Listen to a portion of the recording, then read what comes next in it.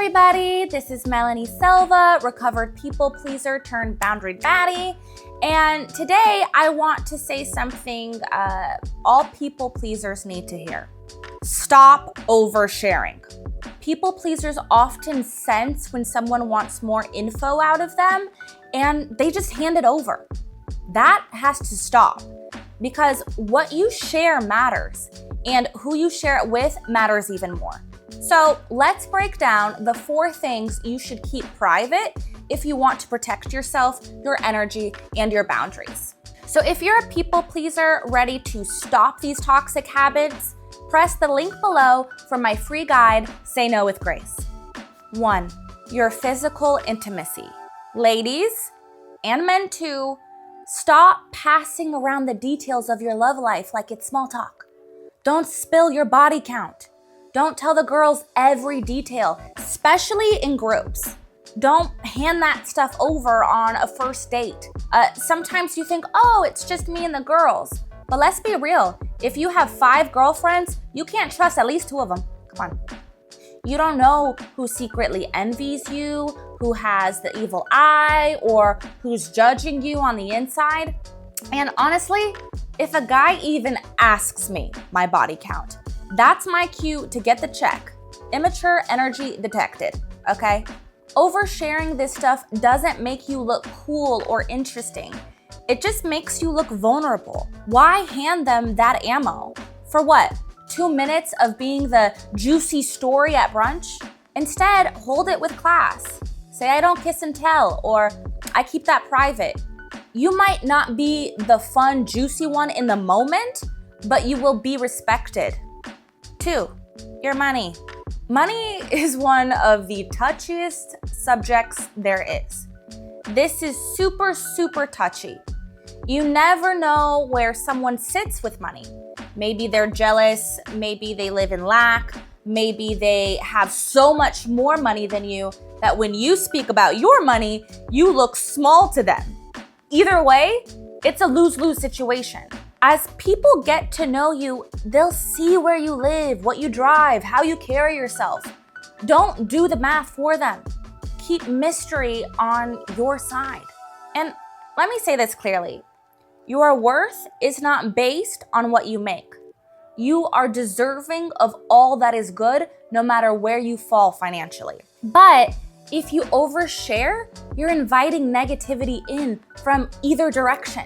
Sometimes, you're at a party or in a social situation and you hear people talking about money like, oh my gosh, I just bought this, it cost that much, and I just bought that and it cost that much, or I worked there and they, gave me XYZ an hour. Like, do not enter into this because sometimes it feels tempting because everyone else is doing. But then what happens is the more you share, the more people will pry. And even if in your head you were like, oh, I was just gonna share one little tidbit, next thing you know, they have your, P&Ls from your accountant. Like, it's like you just got to watch out. 3, your projects. Starting a side hustle, writing a book, launching a YouTube channel. Keep it quiet until it has a foundation. Why? When an idea is in its infancy, it's vulnerable. One bad reaction can plant doubt in your head. People get jealous of others who act on their ideas because deep down, they wish they would. Sharks smell blood in the water. Oversharing your projects too soon can invite unwanted energy and even sabotage. If you live with someone or you're with a partner, sure, share enough to keep the peace. But otherwise, let results speak for themselves. And here's the truth. People pleasers often attach their worth to what they do, so they overshare to feel important. But telling people about unmanifested projects is like letting sharks swim in your pool before you've even finished filling it up. Do you want that? No. 4, your trauma. Now, this one is huge. Trauma is not for casual consumption. I know the internet seduces you into spilling your trauma for likes and attention, and maybe you've seen me share mine on here. The difference, I only share what I've fully healed from, and I do it with wisdom and intention to help not accidentally leaking. I don't walk into a party like, hi everybody, I'm Melanie, recovered people pleaser. Toxic relationships almost ruined my life. Like, no, I don't do that. That's not protection, that's exposure.